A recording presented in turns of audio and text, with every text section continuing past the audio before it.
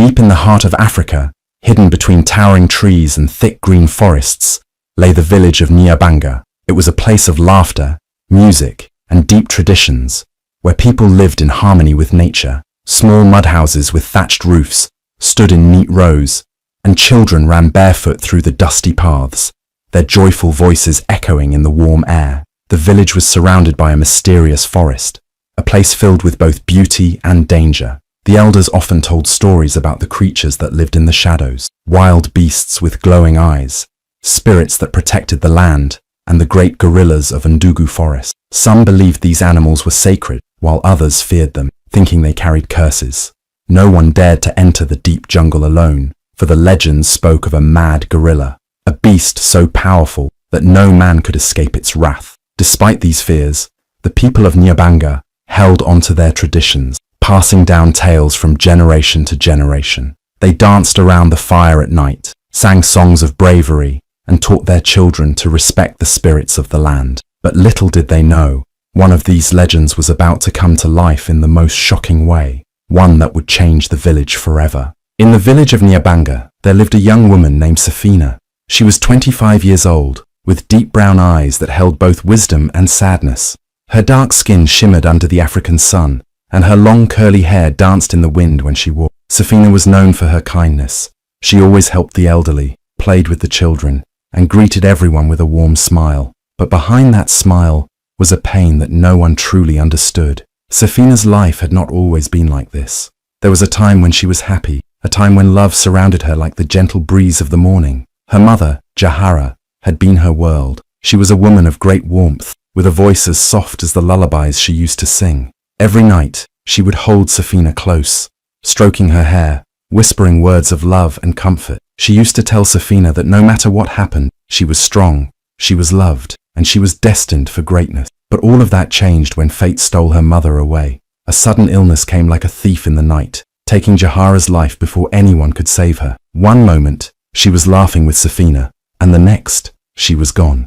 Safina was too young to understand what death truly meant, but she knew that her mother would never wake up again, never hold her again, never sing to her again. Her small hands clutched onto her mother's lifeless body, begging her to wake up, pleading for just one more moment, but there was no answer. The warmth of her mother's embrace was gone forever. After her mother's passing, her father Malik was never the same. He was once a strong and loving man, but grief swallowed him whole. He no longer laughed, no longer held Safina the way he used to. His eyes, once full of love, now held only emptiness.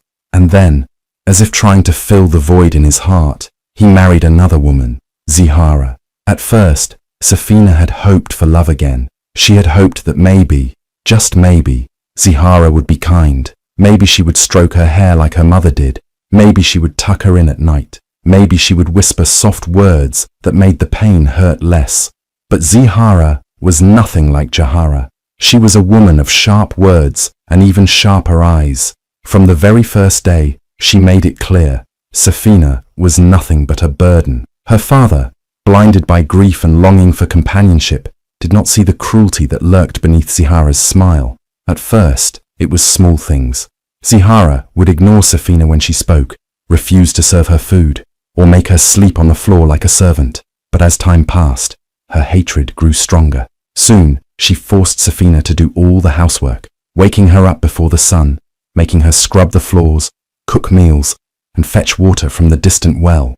While other girls in the village dressed in bright colors and adorned themselves with beautiful beads, Safina wore old, torn clothes that barely covered her body. While they danced and laughed at celebrations, she was stuck in the house, working until her hands were raw.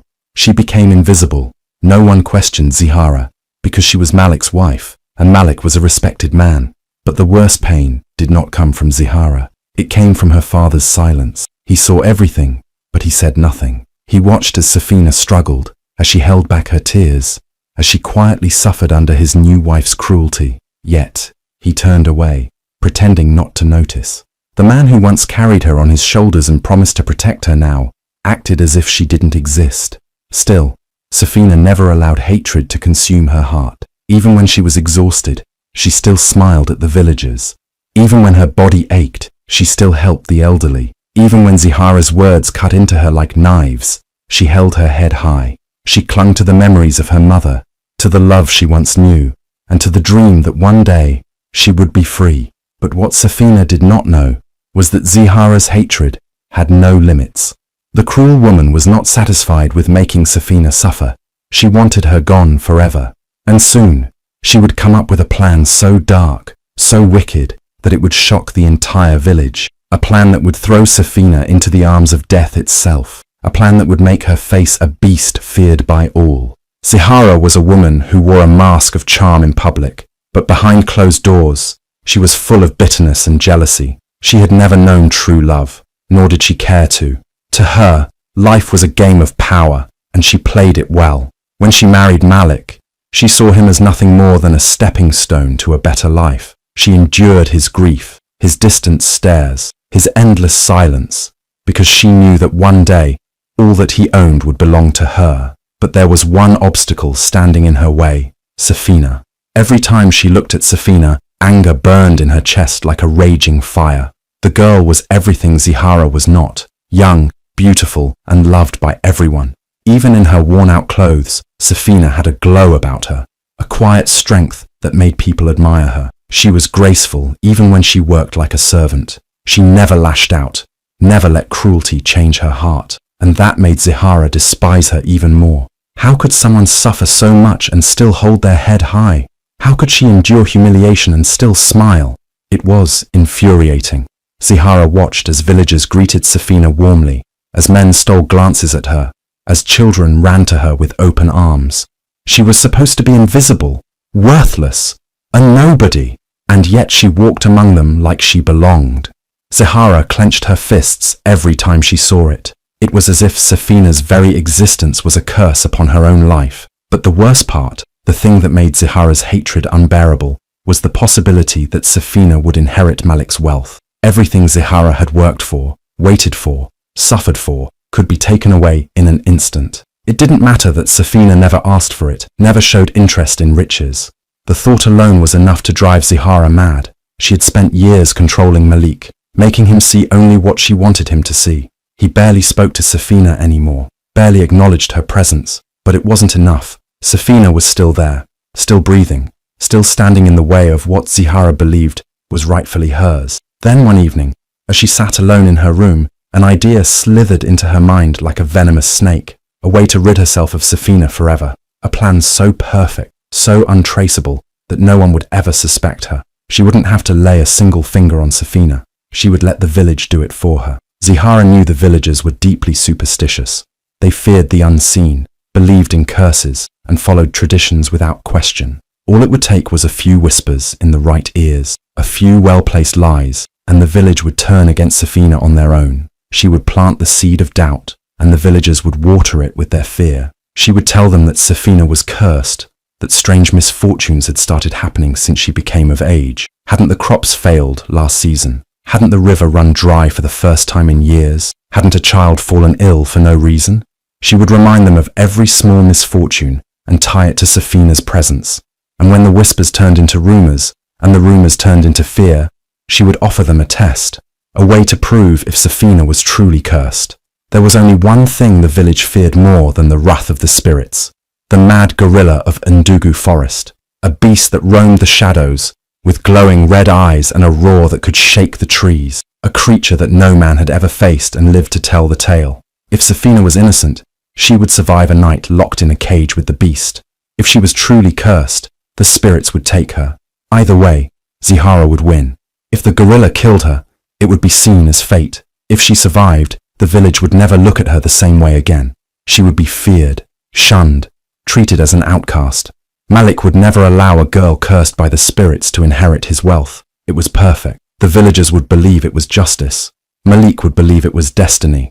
And Zihara would walk away without a single drop of blood on her hands. She closed her eyes and smiled, imagining the moment Safina would be dragged away, begging for mercy, locked in a cage as the beast circled her. She imagined the silence that would fall over the village when the sun rose, when they would find only bones and blood. No more Safina.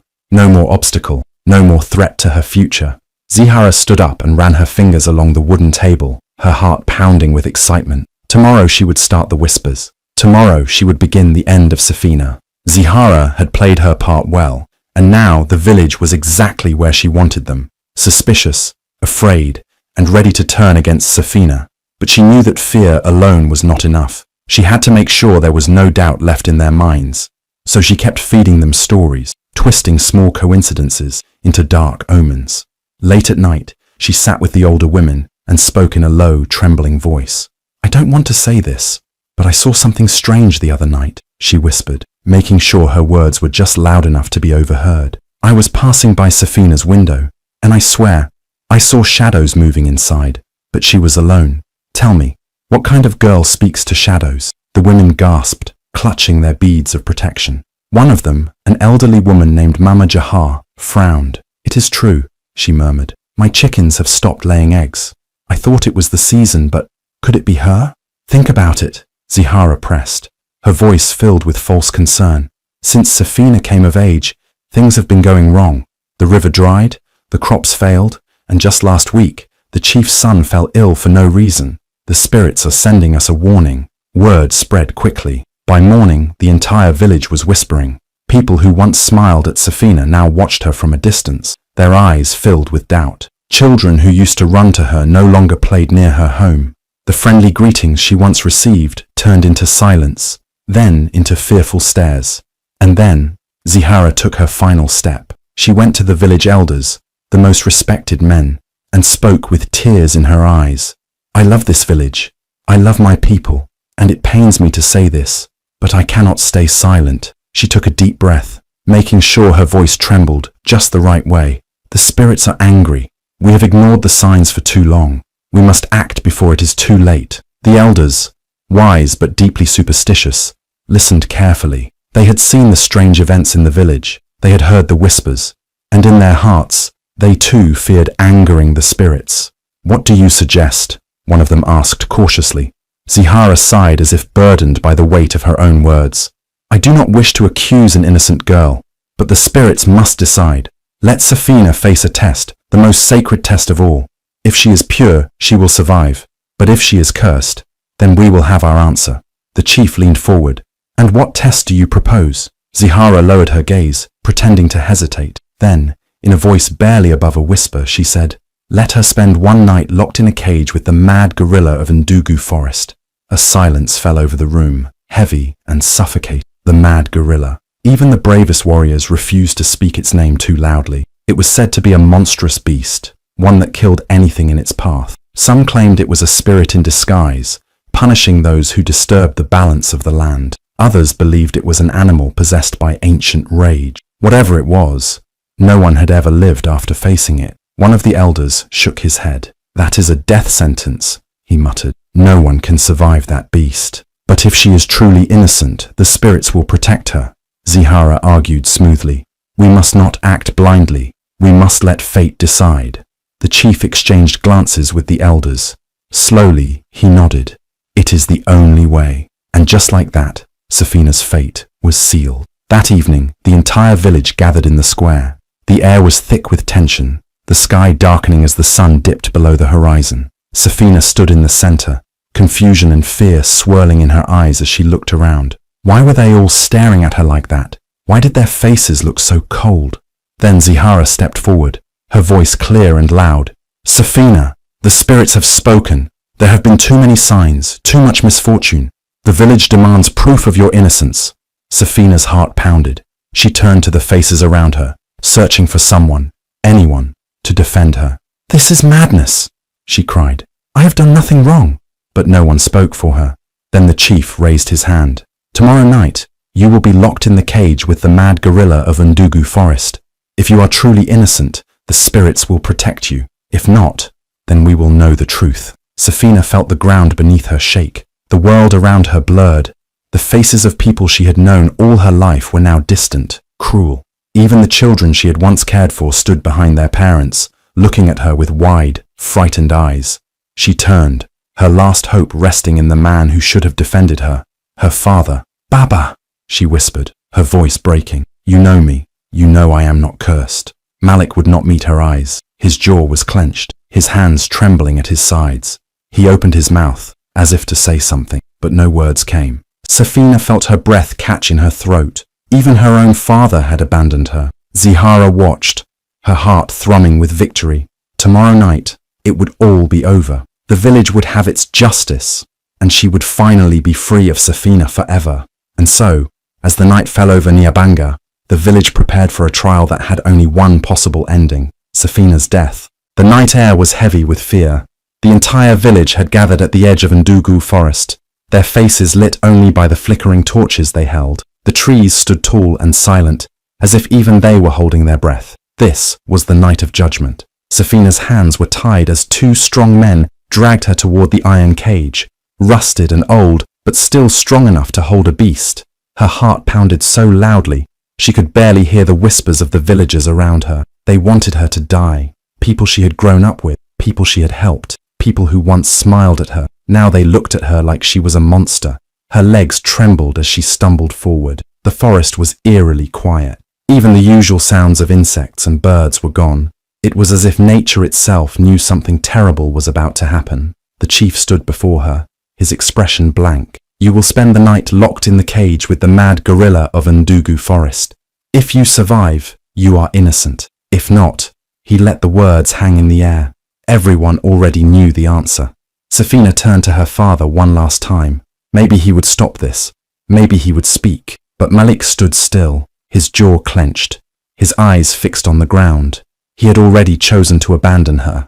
Tears burned in her eyes, but she refused to let them fall. She would not give Zihara the satisfaction of seeing her break. The cage door creaked open. Safina felt her entire body freeze. This was it. The warriors shoved her inside, and the iron door slammed shut behind her with a loud clang. She gripped the bars, her breath shaking as she looked out at the crowd. Then, from the depths of the forest, came a sound that sent a wave of terror through her body. A deep, rumbling growl. The villagers gasped. The warriors who had pushed her inside stepped back. And then, it appeared. A massive shadow moved between the trees. The ground seemed to shake beneath its weight. Glowing yellow eyes pierced through the darkness, locked onto Safina. Then, it stepped into the light. The mad gorilla of Ndugu forest was bigger than any beast she had ever seen. Its muscular body was covered in thick, dark fur, and deep scars ran across its chest and arms, marks from battles it had survived. Its massive hands curled into fists, its breathing heavy and slow. It looked like death itself. The villagers gasped, some stepping back in fear. Even the warriors held their weapons tighter. They had never been this close to the beast before. The gorilla's gaze moved from the crowd to the cage, and then it roared. The sound was deafening. It shook the trees. The torches flickered violently. The villagers screamed, some covering their ears. A few even ran. The beast was angry, hungry, ready to kill. Safina's body froze in terror. The gorilla stepped closer, its heavy footsteps making the ground tremble. She could smell it now, its wild scent, its raw power. The iron bars were strong, but they would not stop the beast forever. If it wanted to, it could tear through them. Zihara stood at the front of the crowd, her lips curling into a smirk. She was enjoying this. Safina's breathing was fast and shallow. This was how she would die, torn apart in front of the very people who had once called her family, left to rot in a forest where no one would remember her name. The gorilla took another step closer, then another. Then it reached the bars. Safina squeezed her eyes shut, waiting for the moment it would grab her, break her, end her. But instead, it stopped. The entire village fell silent. Safina opened her eyes slowly. The beast was staring at her, its massive chest rising and falling with each breath. Its deep, glowing eyes were locked onto hers. For a long moment, nothing happened. And then, the gorilla tilted its head. Safina's breath caught in her throat. Something about the way it looked at her felt different. It wasn't just an animal acting on instinct. It was thinking, studying her. The villagers whispered among themselves. Why wasn't it attacking? Zihara's smirk began to fade. This wasn't how it was supposed to go. Safina slowly stepped back, pressing herself against the bars. She expected the gorilla to charge, to swing its powerful arms and crush her in an instant. But instead, it sat. The crowd stood frozen, their eyes wide with disbelief. Why wasn't the beast attacking? The entire village had expected to see her torn apart within seconds.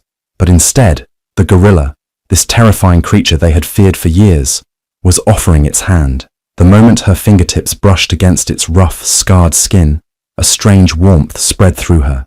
It wasn't cold or cruel. It was real, alive, gentle. She looked up into its glowing yellow eyes, and for the first time, she saw something beyond the monstrous stories. She saw understanding. The gorilla let out a deep rumble, not a growl of anger, but a sound so low and steady that it felt almost comforting. It lowered itself onto all fours, moving in closer, its massive chest rising and falling with slow, heavy breaths. The villagers gasped. Some clutched their necklaces of protection. Others stepped back in fear. This was impossible. This was unnatural. The beast should have killed her by now.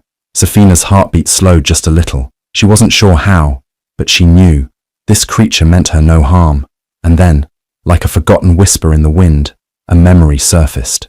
Her father, his deep, kind voice telling her stories by the fire, tales of the forest, of creatures misunderstood by those who did not listen.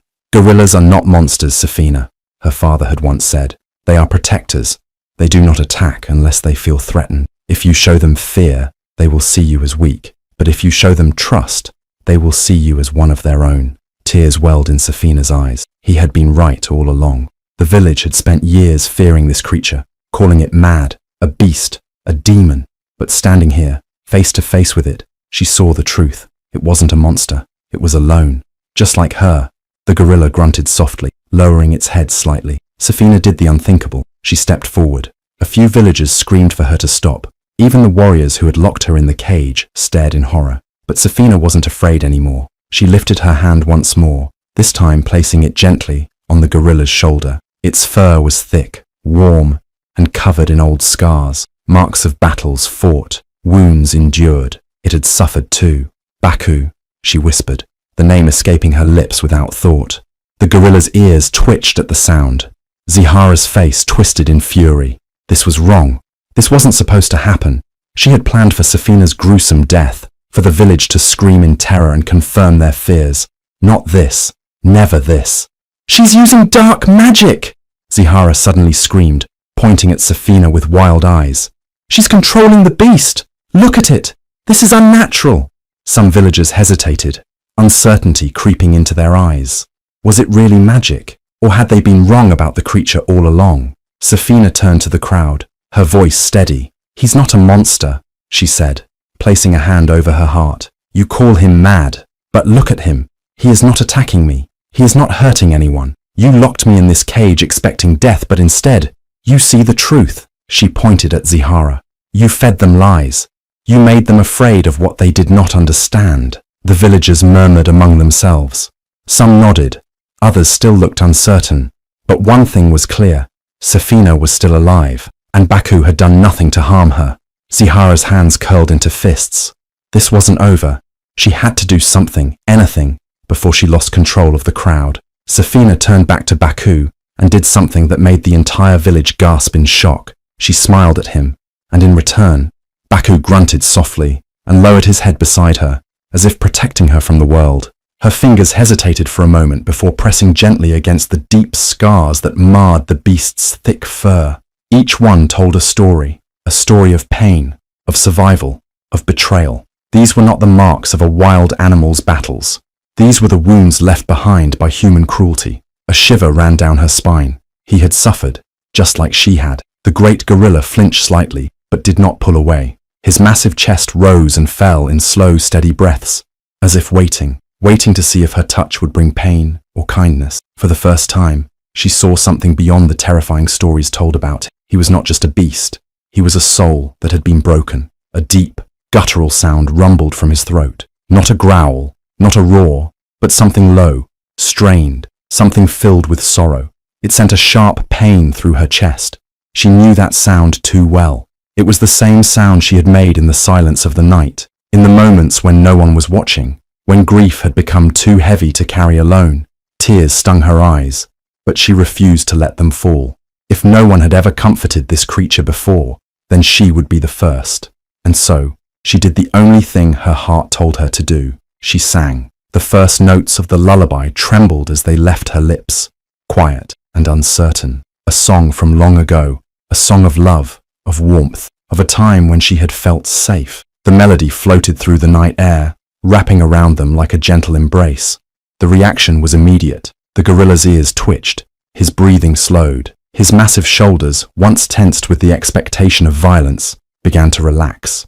His glowing yellow eyes, wild with rage only moments ago, now held something else, something almost human. The villagers, still gathered in the shadows, watched in stunned silence.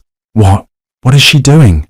A voice whispered. She's controlling it, another voice muttered, thick with fear. No, this time it was an elder who spoke, his voice slow, uncertain. She is calming it. The melody continued, unbroken. And then, something happened that sent shockwaves through the crowd. The gorilla closed his eyes. A gasp rippled through the villagers. The warriors who had locked her in the cage gripped their weapons tighter, unable to comprehend what they were seeing. The great beast, feared by all, lowered his massive body onto the ground. His head rested beside her, not as a predator waiting to strike, but as a lost soul seeking comfort. No one spoke. No one moved. This was not what they had expected. This was not what they had been told. For years, they had called the beast mad, dangerous, a demon. They had whispered about his bloodlust, about his thirst for destruction. But here he was, in the dead of night, lying in peaceful surrender, beside the very girl they had condemned to die. Doubt began to creep into the villagers' eyes. Had they been wrong? Had they feared something they never truly understood? But not everyone was willing to believe. In the front of the crowd, a woman's fingers curled into fists. Her eyes burned with fury as she watched the scene unfold. This could not be happening. She had built her power on fear, convinced the village that the beast was a monster, had twisted their beliefs to keep them under her control. And now they were starting to believe their own eyes instead of her words. The night was heavy with silence, but tension crackled in the air like a brewing storm. The villagers stood frozen, their eyes fixed on the impossible scene before them. The beast, the mad gorilla of Ndugu Forest, was lying beside the girl, calm and unmoving. This was not what they had been told would happen. In the shadows, Zihara's lips curled into a smirk. She stepped forward, her long robes brushing against the damp earth. She had waited for this moment. She had spent years weaving a web of lies, twisting the minds of the villagers with fear, and now she would have the final word. With slow, deliberate steps, she approached the iron bars of the cage. The torchlight flickered against her sharp features as she peered inside. The sight of the girl, alive, untouched, unharmed, sent a spark of irritation through her chest. This was supposed to be her end. This was supposed to be a spectacle of terror. Zihara let out a low chuckle. "You think you've won, don't you?" she sneered. Her voice was laced with venom. "You think this beast is your protector? You think this changes anything?" She took another step closer, her dark eyes flashing with triumph. "Let me tell you something, foolish girl," she hissed. "That monster beside you is just that, a monster, and monsters cannot be tamed." She reached for the metal bars, gripping them with confidence. The moment her fingers touched the cold iron, a deep, guttural growl shook the earth. The air thickened with danger. Zihara froze. Slowly, the massive creature beside the girl lifted its head. His glowing yellow eyes locked onto Zihara's face, and something inside them changed. Recognition, and then rage. A sound unlike anything the villagers had ever heard before ripped through the night. A roar so loud, so raw, that the very trees trembled. Baku remembered her. Zihara's blood ran cold. No, this wasn't right. The beast lunged forward, his massive hands grabbing the iron bars of the cage. The metal groaned under his strength. His breath came out in short, furious bursts, his teeth bared in an expression of pure, unfiltered wrath. The villagers stumbled backward. Some screamed, some fell to their knees. The monster had awoken, and he was angry. Baku slammed his fists against the cage, the force of it sending vibrations through the ground. His eyes burned with something deeper than fury. It was vengeance. Zihara staggered back, her confident smirk gone, replaced by something else, fear. She had spent years calling this beast mad, painting him as a ruthless killer. But the truth was far worse. He was not mad. He remembered. He remembered the pain. He remembered the torment. And worst of all, he remembered who had done it to him. Zihara's chest tightened as a flood of memories crashed into her mind. The secret she had buried long ago. The beatings, the whips, The cruel laughter as the young gorilla had cowered in chains, his cries of agony ignored. She had been younger then, but just as wicked. She had played a role in taming the wild beast of Ndugu forest, breaking his spirit, making sure he would never rise against the village. But she had failed, and now he had not forgotten. The villagers watched in horror as Baku's rage intensified, his massive hands curled around the bars of the cage, his muscles rippling with sheer force. The iron twisted beneath his grip. The ground trembled beneath him. The deep growls that rumbled from his chest sent shivers down every spine. He's going to break free! Someone gasped. Zihara's breath came in quick, panicked bursts. No, this couldn't happen. If the beast escaped, she would be exposed. The villagers would know the truth, and the truth was more dangerous than any lie she had ever told. She took a desperate step back. "Kill it!" she shrieked. "Now! Before it's too late!" But the villagers did not move. For the first time, they hesitated. The lies that Zihara had built over the years were unraveling before their eyes. The beast they had feared, the creature they had cursed, was not attacking the girl. He was attacking her, and that meant one thing. She was the true enemy. The realization swept through the crowd like wildfire. Whispers turned to murmurs. Murmurs turned to loud accusations. They had been deceived. Zihara's heart pounded wildly. She needed to regain control. But before she could utter another word, the cage gave way. With one final earth-shaking roar, Baku ripped the iron bars apart. The sound of metal snapping echoed through the night. The villagers gasped. The monster was free, and his eyes, burning with fury, were locked onto one person, Zihara. She turned on her heel and ran. Blind panic consumed her. She didn't care where she was going. She just needed to escape. But the sound of heavy footsteps thundered behind her. The beast was coming. Her lungs burned. Her heart pounded. This couldn't be happening. She had been in control for so long. How had it come to this? She reached the edge of the village, her mind racing for an escape. But before she could take another step, a massive shadow loomed over her. A hot breath washed over her neck. Slowly, she turned her head, and she saw him. Baku stood behind her, his massive frame blocking out the moonlight. He was not afraid. He was not hesitant. And for the first time in her life, Zihara was the one trembling in fear. A heavy silence fell over the village. The ground still trembled from the force of the gorilla's escape, but no one moved. All eyes were on Zihara, the woman who had controlled them with fear, who had convinced them that the beast was a monster, now stood frozen, face pale, eyes wide with terror.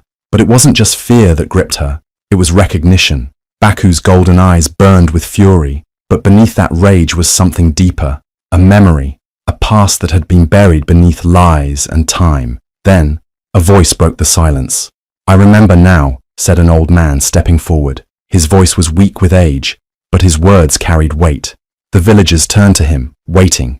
He had lived in the village longer than most, and his knowledge of the past was unmatched. If anyone knew the truth, it was him. "I was there when it happened," the elder continued, his gaze locked onto Zihara. "You did this. You captured the young gorilla. You sold his family." Gasps rippled through the crowd. Zihara's breath caught in her throat. "Lies!" she snapped, stepping back. "This beast is dangerous. He is mad." But the elder shook his head. "You are the one who is mad." His voice grew stronger now, fueled by the weight of the truth. "You always wanted power, Zihara, and you gained it through fear. I remember the day you led the hunters into the forest.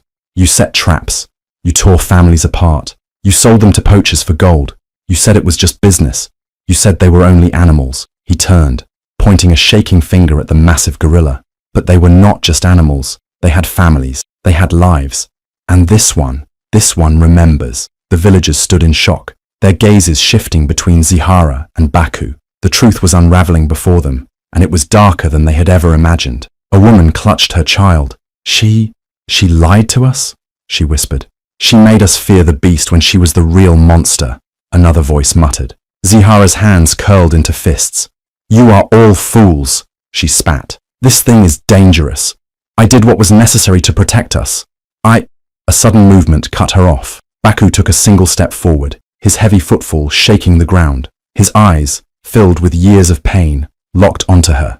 Zihara stumbled backward. The villagers did not step in to save her. They did not raise their weapons. For years they had believed Zihara's stories. They had trusted her word. But now, standing before the beast she had tormented, she was not the powerful woman they had feared. She was a coward. A cold wind swept through the village. The torches flickered. And then, something even more shocking happened. Baku did not attack. Instead, he turned away. His massive form moved toward the girl who had sung to him, the only one who had touched him with kindness, the one person who had looked into his eyes and seen not a monster, but a soul. He reached out, placing a massive, gentle hand on her shoulder. It was not a gesture of rage. It was a gesture of trust. The villagers had never seen anything like it. Zihara had told them that the beast could not be tamed, that he was pure evil, that no one could stand before him and live. But now, before their eyes, he had chosen her, and that could only mean one thing. She was innocent. Whispers turned into voices. Voices turned into shouts. The people of the village stepped forward, their faces twisted with anger and betrayal, not at the gorilla, but at Zihara. You lied to us. You made us afraid of him. You did this for your own greed. Zihara's face twisted with fury. She had spent years manipulating them, keeping them under her control. She had built her power on fear, on their belief in her wisdom.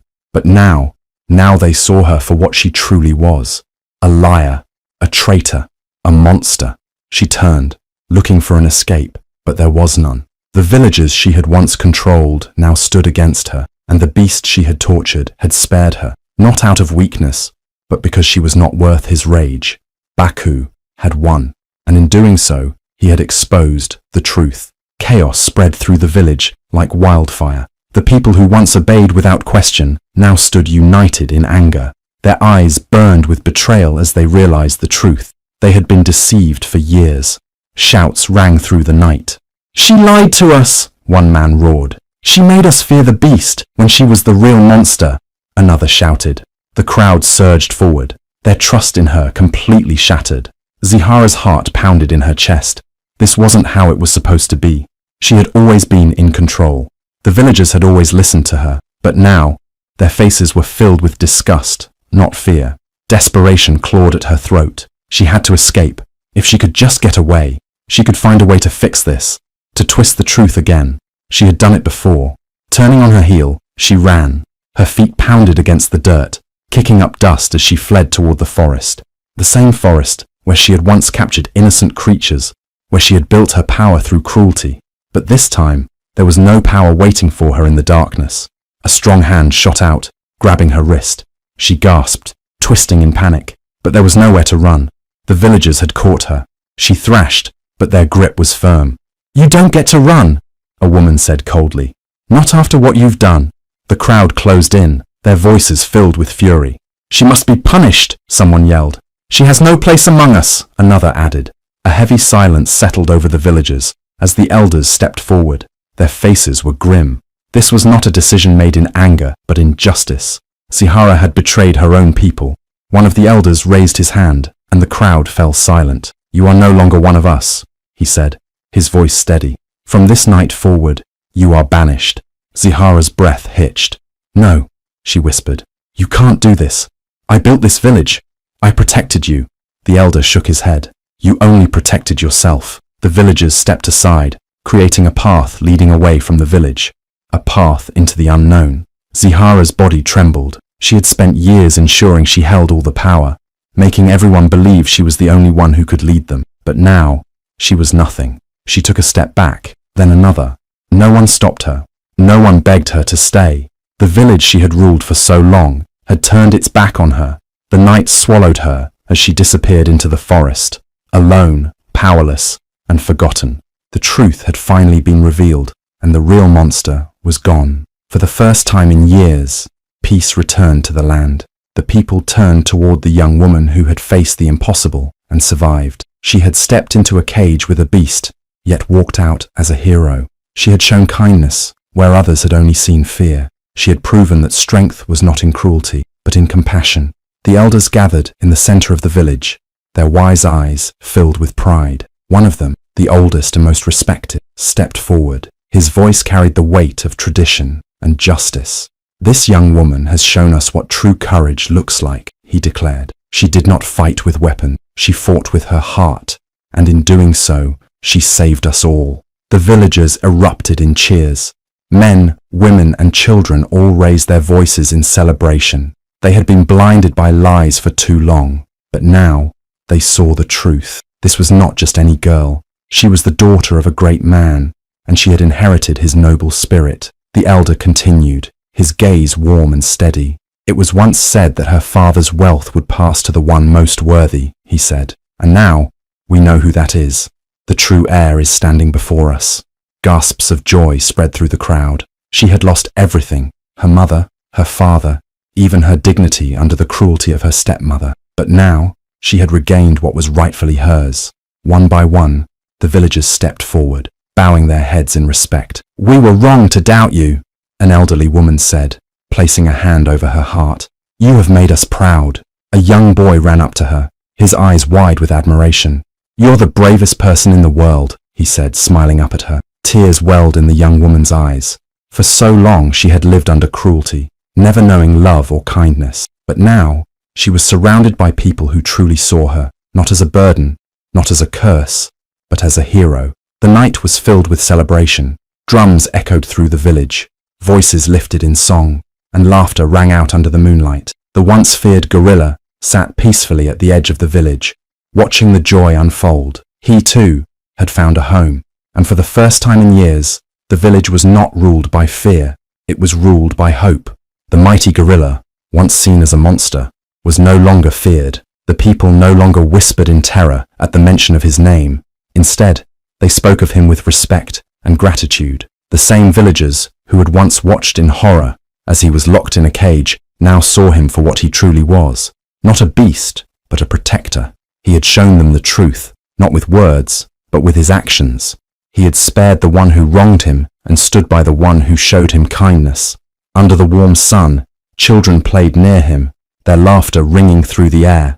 They no longer ran in fear. They brought him fruits, sat beside him, and marveled at his gentle nature. For the first time in his life, he was not hunted. He was not trapped. He was free. The young woman who had saved him made sure he was never mistreated again. She spoke to the villagers, ensuring they understood that Baku was not their enemy, but their guardian. With time, the people grew to accept him, seeing him as a part of their home. At night, when the village slept, he watched over them. His powerful form stood at the edge of the trees, his golden eyes scanning the land. No danger would come near as long as he was there. And so, the once feared creature became something greater, not a prisoner, not a monster, but a legend.